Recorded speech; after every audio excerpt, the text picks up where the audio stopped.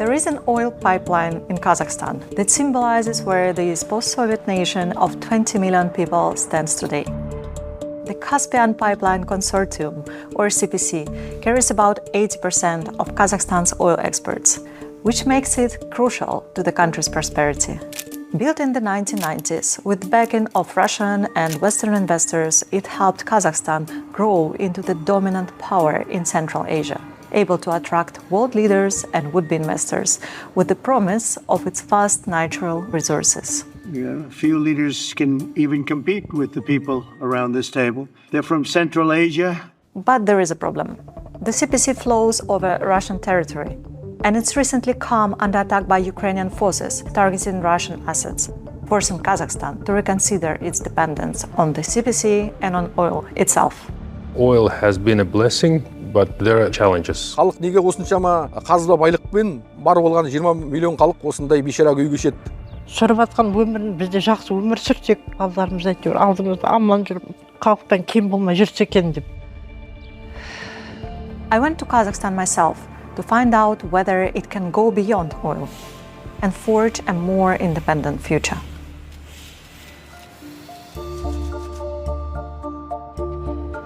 The CPC was founded after the collapse of the Soviet Union, and back then Kazakhstan didn't have the technology or resources to explore its oil reserves.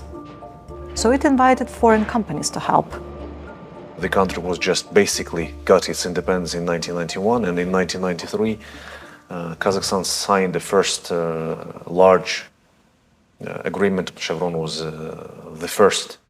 Я думаю, что логика такова, что лучше с сильным игроком вместе работать. Можно своими силами, там, как Иран, пытаться, как Советский Союз, там, но из этого часто ничего хорошего не выходит. Kazakhstan signed a number of production sharing agreements, or PSAs, with Western oil giants. And since 1993, Kazakhstan has increased its oil production fivefold, from around 20 million tons a year to just over 100 million tons a year today. The problem is that the terms of those agreements, including how much revenue Kazakhstan actually receives, are strictly confidential. We don't know on these secret arrangements who promised what to other parties. So in case of Kazakhstan, when your PSA is directly linked to the main source of your well-being, of your future of your kids, the overall existence of the country, of course, it raises much more questions. By signing with Western oil majors in particular, Kazakhstan ensured it had access to lucrative markets in Europe. But the route the oil has to take, through the CPC, lies over Russia.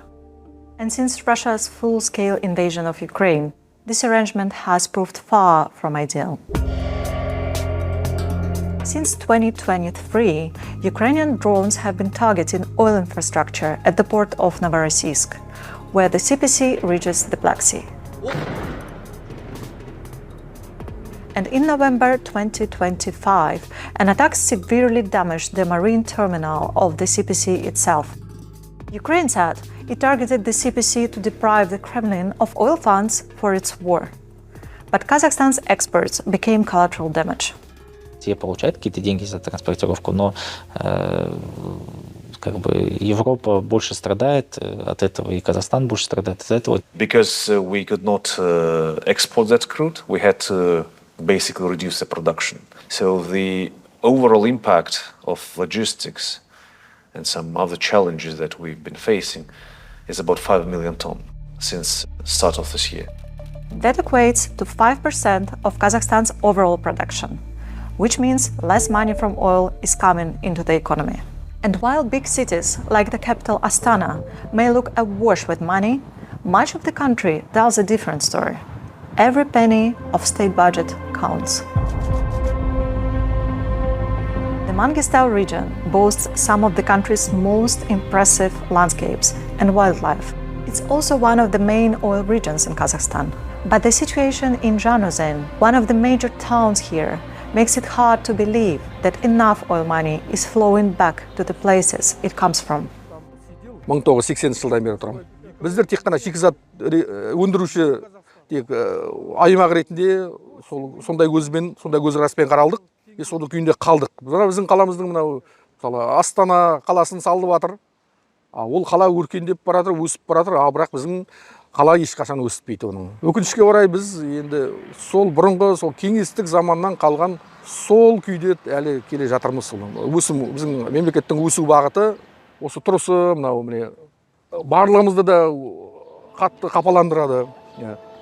У нас нам позор, да? Вот такой богатый, а мы живем вот в таком состоянии, да? Ёлки-палки, как жаль, да? While underinvestment is obvious in Mangistau, a less visible but equally pressing issue is unemployment. Oil production generates money, but not enough jobs. We have oversupply of human capital in Kazakhstan. For the oil and gas production, we only need 5% of our economic active people, so it cannot supply the jobs. The numbers are one thing. The impact on people's lives is another. Many in the region are nervous to talk openly about the lack of jobs in case it hurts their chances of getting one. But Janil Han and Camilla told us what unemployment means for them and the neighbors.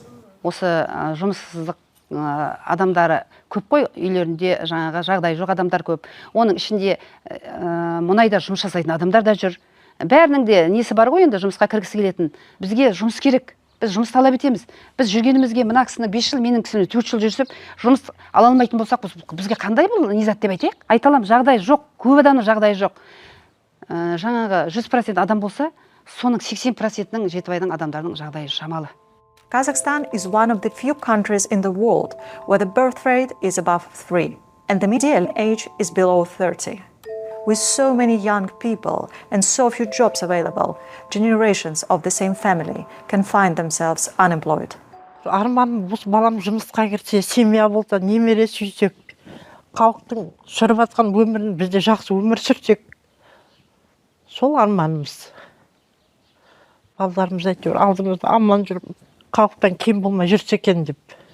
Біз неге мынандай өмірде жүріп жатырмыз дегенде, қорқамыз кейде осы өздеріне бірдеңе жасап қоямын деп.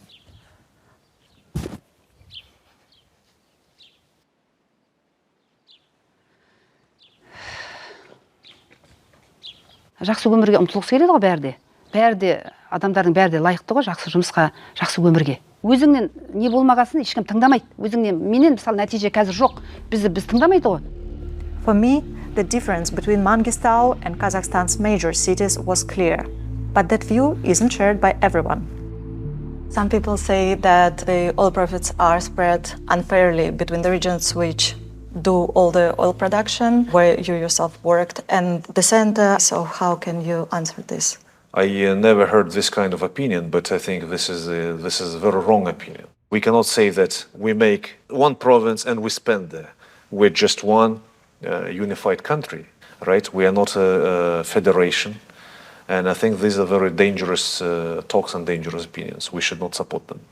But whether it's recognized outside of the oil regions or not, local resentment here has led to multiple protests over the years. The most recent started in January 2022. But what started as local outrage didn't stay local.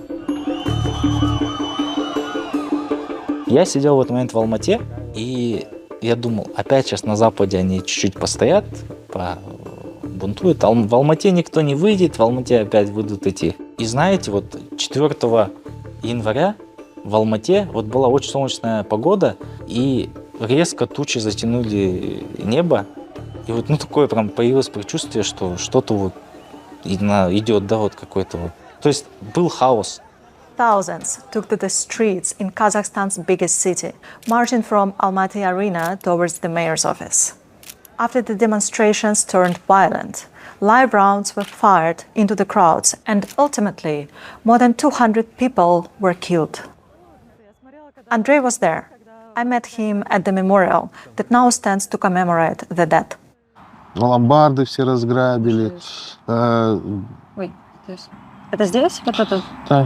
Да. То есть прям буквально улица перед нами? Да, буквально улица перед нами. Там какие-то звуки слышны тоже? Там выстрелы были, да. подальше от них. А понятно было в итоге, кто стрелял? Нет, То есть просто никто вообще границ непонятно 300 было, да. человек или сколько убили, никто не знает, кто стрелял. На самом деле, да. To this day, no one knows who fired at the crowd and why. But the government was quick to claim that terrorists were among the protesters, something that others dispute. То есть я не... Вот была версия властей, что были там 20 тысяч террористов. Я в это не верю, потому что я не видел террористов никаких. И опять же, вот правда всегда посередине. While details of what actually happened remain murky, what is clear is that the protests weren't focused on a single issue, but reflected broader frustration with the status quo in Kazakhstan. Власть не меняется более 30 лет, то получается то, что ничего не происходит. Вот как бы, ничего не происходит. Поэтому, если ничего не происходит, то возмущаются. Знаете, лозунгов было много. Если мы вспомним лозунги января 2022 года, то основной лозунг был «Шалкет, старик, уходи». The old man in the slogan was Nursultan Nazarbayev, a self-styled leader of the nation. He was Kazakhstan's president from 1989 to 2019. But even after officially stepping down, many believed he still clung to power. Нурсултан Назарбаев — это, наверное, не ошибусь, если скажу, что это человек-эпоха. В атмосфере клептократии, в атмосфере непотизма отрасли экономики принадлежали семье Назарбаева. As a result of the protests, Nazarbayev lost his last official post and publicly called himself a mere retiree. Kazakhstan subsequently banned close relatives of the president from entering politics or holding senior positions in state-owned companies. But for many, the underlying causes of the protests remain. Right now, the biggest challenges Kazakhstan is facing is inflation. Is well above 2 digits. People, they see inflation every day when they go shopping. Бизнес я начала в 90-х годах, когда началась перестройка в Казахстане. Были и подъемы, и спады были. То поднималось, то опускались цены на мясо. Тяжелее стало. Part of the problem is that Kazakhstan is a major importer of goods from Russia, where inflation skyrocketed after the full-scale invasion of Ukraine. So with Russian goods came Russian inflation. But the prices of local products, like gulashas, horse meat sausages, are also going up, largely thanks to a recent change in Kazakhstan's tax code, designed to get more revenue from businesses. Арендную плату подняли нам после вот этого нового кодекса. Если мы цены не поднимем, мы ничего не будем иметь. Я свой труд не оправдаю. The new tax code increased VAT from 12 to 16%, and it was introduced this year to plug a $10 billion hole in the state's budget. Otherwise, Kazakhstan would have had to dip into its national fund, where oil profits go by default. To cover this loss in the budget revenue and to find the source for this extra $10 billion that they needed, we can use only oil funds, external borrowing, and the tax. So they chose mostly to go with the tax. Kazakhstan's budget has been running a deficit for years, and without oil money, the deficit would be twice as deep. That's why attacks on the CPC, which carries most of Kazakhstan's oil, were so alarming. And that's why the government is considering its alternatives. CPC still remains the largest pipeline and the largest export route for Kazakhstan. But after this war in Ukraine has started, we've decided that we should basically manage our risks. А мы, кстати, не поговорили про CPC и про альтернативу ему. То есть какие варианты? На самом деле альтернатива есть. И Казахстан, конечно, пытается диверсифицировать свои маршруты. Since 2-3 years ago, we started our first shipment through the route called BTC, Baku-Tbilisi-Ceyhan in the Mediterranean. We also started first supplies of our crude to Germany by a pipeline called Druzhba. And we do have a pipeline to China. Even added together, these routes can't match the 60 million tons of oil that's pumped through the CPC each year. But Kazakhstan's government is investing in the Caspian Sea port of Aktau in an effort to double oil exports through the BTC, the main alternative route to Europe. And improvements at the port could help Kazakhstan become less reliant on the CPC in another way, by boosting the country's logistics industry. Today, the contribution to GDP is 6.5%, but we will aim towards 9 and 10%. And there is huge potential.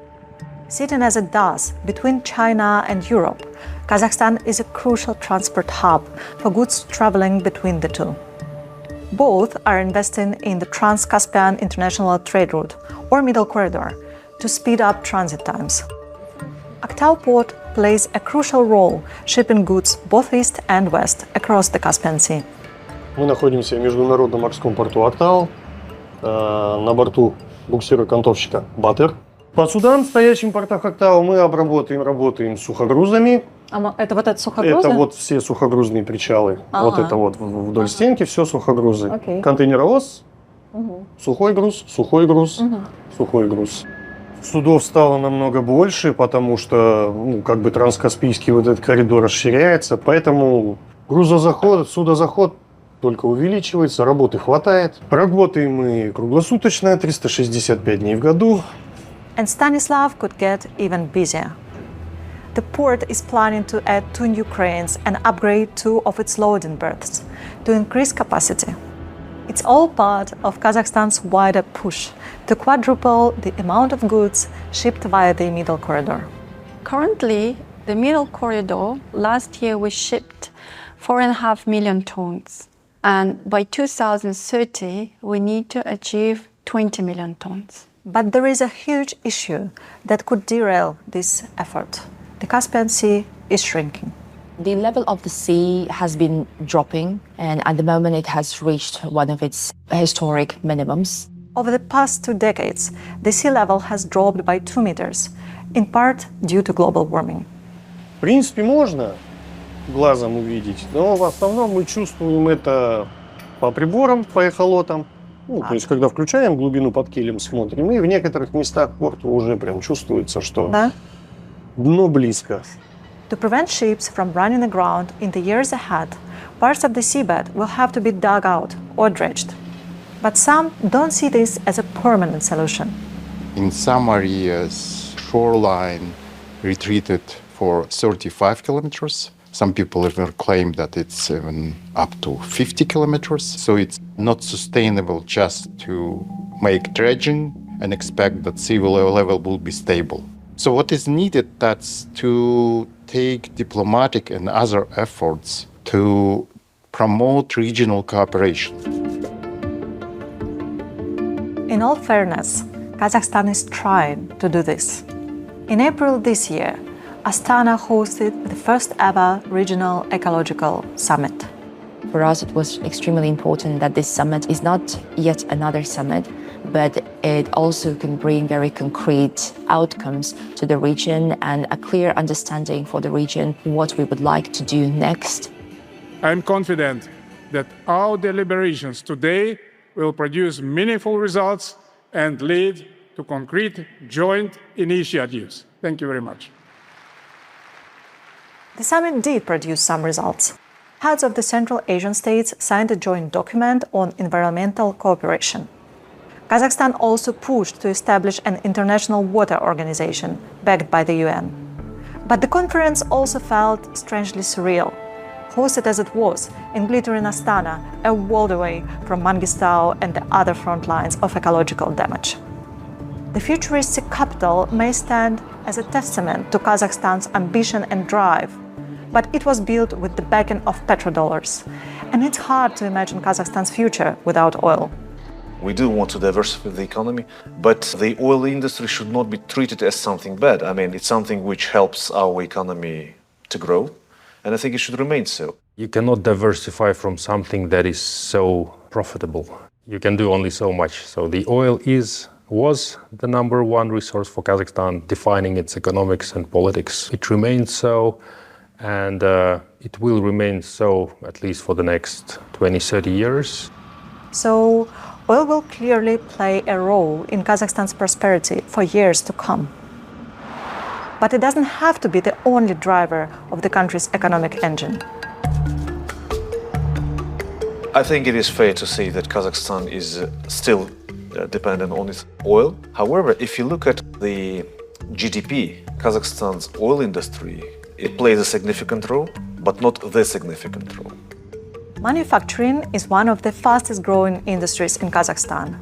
And in a nation of car lovers, it's easy to see the potential for car manufacturing in particular. We are thinking that car manufacturing is a new oil for Kazakhstan, and we want to be a part of these changes in our country. Our main value of our company is patriotism. I went to the country's biggest factory, Astana Motors Manufacturing Kazakhstan. The site covers more than 300,000 square meters and can produce 120,000 vehicles a year. Дәл қазір сіздер дәнекерлеу цехындасыздар. Нақтырақ айта кететін болсақ, автокөліктің бүйір қабырғасын дәнекерлеу учаскесі. Автокөліктің бүйір қабырғасы толыққанды дәнекерлеп болғаннан кейін біз бастапқы линияға жіберетін боламыз. Ол жақта автокөліктің жалпы симметриясы құрастырылатын болады. The plant only opened last year, but it already boasts 2,400 workers and expects this number to grow by 50% in the next few years.